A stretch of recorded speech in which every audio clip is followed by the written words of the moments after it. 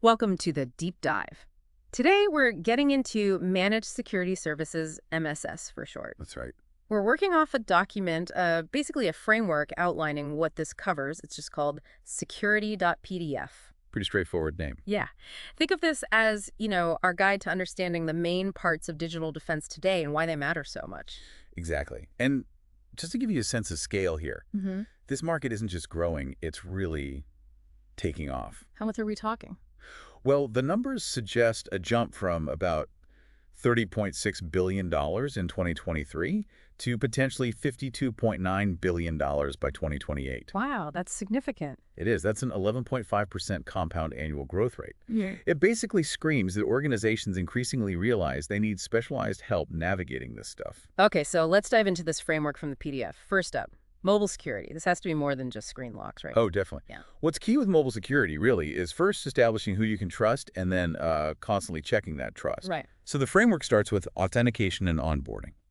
Basically, making sure only the right people and the right devices get in, like a high-tech security checkpoint for your company's mobile access. Gotcha. Then there's rogue access point detection. Someone setting up a fake Wi-Fi to sniff your data. This helps catch that.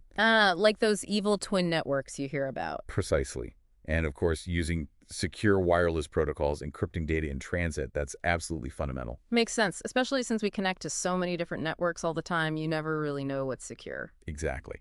The framework also mentions the OWASP Mobile Top 10. Think of it as the greatest hits of mobile app security problems. So how do MSS providers tackle those? Well, they offer services like automated and dynamic app analysis. It's like stress testing the apps to find weak spots before attackers do. Proactive checks. Yeah. And they also push for secure coding practices, building security in from the get-go. Plus, mobile penetration testing, actively trying to break into the apps, and secure code reviews, where a human expert looks over the code. It's a whole layer defense for our phones and tablets. Okay, moving from our pockets to the core operations, system security.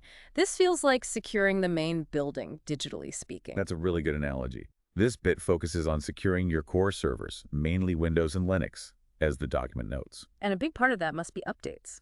Absolutely. Vulnerability and patch management is a cornerstone. Think of it as constantly looking for unlocked doors or Windows vulnerabilities and then quickly applying the locks to patches. And you can't do that manually across hundreds of servers. No way. That's where automated vulnerability scanning comes in. Yeah. It's crucial for that continuous monitoring. Right. Okay, next layer, infrastructure security. This sounds like the foundational tech, the digital pipes and wires. You got it. This is about securing the basic IT plumbing that everything else relies on. The PDF specifically calls out DNS security. Protecting the internet's phone book, basically. Yeah, preventing someone from poisoning it and sending you to malicious sites. Mail security is huge, too. Fighting spam, phishing emails, trying to steal logins, malware. Yeah, email is still such a common attack vector. It really is. Then there's unified communication security, protecting things like Zoom, Teams, VoIP calls, which are vital now. And SIEM shows up here too, security information and event management. I feel like SIEM is everywhere in security discussions. And for good reason. Think of SIEM as your security control center. It pulls in logs and alerts from all over the place. Tries to make sense of it all. Exactly. It analyzes all that data to spot potential threats you might otherwise miss. This means log analysis, digging through the data and dealing with false positives, filtering out the noise so teams focus on real issues. So it helps cut through the alert fatigue. Hopefully, yes. The framework also mentions zero-day vulnerability tracking. These are the brand new flaws. No patch available yet, so being aware of them is critical. Okay, devices, servers, infrastructure, secure. But what about the actual prize, the data? Data security. This is often the ultimate goal. The framework brings up zero trust security. The never trust, always verify model. That's the core idea. Don't trust anything or anyone by default, internal or external. Verify every single access attempt. Seems sensible. And we're seeing AI and machine learning play a bigger role here, getting better at spotting weird data access patterns that might signal a breach. Interesting. The document also mentions blockchain for security. It's maybe still a bit early for widespread use in MSS, but think of it potentially as a super secure, tamper-proof log for certain security events. Right. Blockchain's potential in security is often discussed, but practical applications are still evolving. They are. Then there's SASE Secure Access Service Edge. Bit of a mouthful. What's the gist? Imagine merging your network security, like firewalls, with your wide area network into one cloud service. That's AAE. Very handy for companies with lots of remote workers. Oh, I see. Then XDR, Extended Detection and Response. This tries to connect security alerts across endpoints, networks, email, the cloud. Yeah. Give you a bigger picture of an attack. So breaking down silos between security tools. That's the goal. And of course, you have multi-factor authentication, MFA, and biometrics, adding those extra security layers beyond just passwords. Can't rely on passwords alone anymore. Definitely not. Quantum cryptography is also listed, looking towards a future where today's encryption might be broken by quantum computers. Planning ahead. And the basics remain vital. Data encryption, making data useless if stolen, and data leakage prevention, DLP, stopping sensitive info from walking out the door, is a complex defense for your data. It really is a deep dive. So, Okay, next section. Risk, governance, and compliance. This sounds less technical, more about rules and proof. it's exactly right. This is about setting the security rulebook and proving you're following it. The framework lists standards like ISO 27001, IPA for healthcare data, PCI DSS for card payments, SOC reports. The alphabet soup of compliance. Pretty much. Different benchmarks for security controls. It also includes firewall compliance and management, ensuring those crucial network guards are set up right. Physical and logical reviews checking actual building security alongside system security. Right, security isn't just digital. Correct. And configuration compliance, making sure systems are built and maintained according to security best practices. Plus audit and compliance analysis, which helps you prove to regulators or partners that you're meeting your obligations. So it's not enough to be secure. You have to show you're secure. Okay, let's talk application security. I feel like applications, especially web apps, are constantly under attack. You're absolutely right. Apps are a huge target. The framework highlights web application security and points to the OWASP Top 10 and the SANDAS CWE Top 25. The lists of common application flaws. Exactly, the most frequent and dangerous ones. Then there's database activity monitoring, watching who's doing what with the data in your databases. Content security and secure file transfer are also important for protecting data moving through apps. And web application firewalls, WOFs, are they like security guards for websites? That's a perfect way to put it. WFs sit in front of web apps and filter out malicious requests.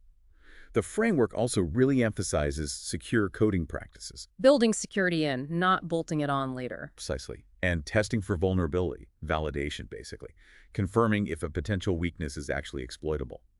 Application penetration testing goes deeper, simulating real attacks. And secure code review involves experts checking the code itself. It's all about making those applications robust from the start. We are certainly covering a lot of ground. Next is network security. Feels like we're back to fundamentals here. It really is a foundational layer.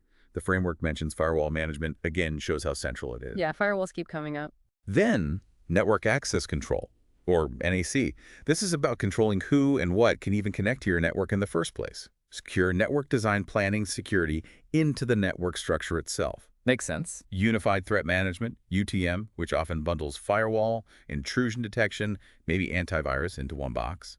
Secure remote access solutions critical for VPNs and other remote connections. Especially now with so much remote work. Absolutely. Intrusion detection and prevention systems, IDPS, which watch network traffic for bad stuff. And again, penetration testing, but focused on finding network weaknesses. Okay, and the final category, advanced threat protection. This sounds like dealing with the really nasty, sophisticated attacks. That's the idea. This is about tackling the more complex threats that might evade standard defenses. The framework lists botnet protection, dealing with those networks of hijacked computers. Zombie computers. Kind of, yeah. Ah. Malware analysis and anti-malware solutions are obviously key. Sandboxing and emulation let you safely detonate suspicious files in an isolated space to see what they do. Like a digital bomb disposal unit. Something like that. Application whitelisting is another technique, only allowing known approved software to run. Network forensics is about investigating after an incident to figure out what happened. Learning from breaches. Exactly. And finally, automated security analytics using smart analysis, often AI-driven, to spot complex threats that blend into the background noise. Wow. That is an incredibly thorough list. And looking at the visual in the security.pdf, it really hammers home how these aren't separate silos. It shows MSS wrapping around cloud, application, data, network security. They all connect. That's the crucial takeaway. We talked about them one by one, but in reality, they're totally interconnected. A weakness in mobile security could let an attacker pivot to the network, then steal data. It's a chain. It absolutely is. It's not just about having tools for each area, it's about having a strategy that integrates them all into a coordinated defense. So wrapping this up, our deep dive into this framework shows that managed security services cover a massive spectrum. Everything from locking down a single phone app to high-level threat intelligence and proving compliance. It's definitely not simple. Not at all. But understanding these different pieces gives you, the listener, a much clearer picture of how organizations have to protect themselves in this digital age. It's a constant process, really, adapting to threats, using the right tech and processes. Okay, so here's a final thought for you to ponder. With MSS growing so fast and covering so much, what do you think is the absolute most critical area for organizations to focus on going forward? Is it shoring up applications, getting data governance right, something else? We definitely encourage you to explore these topics further using the hashtags provided with this deep dive, everything from hashtag cybersecurity and hashtag cloud security to hashtag AI and hashtag machine learning. Thanks for joining us.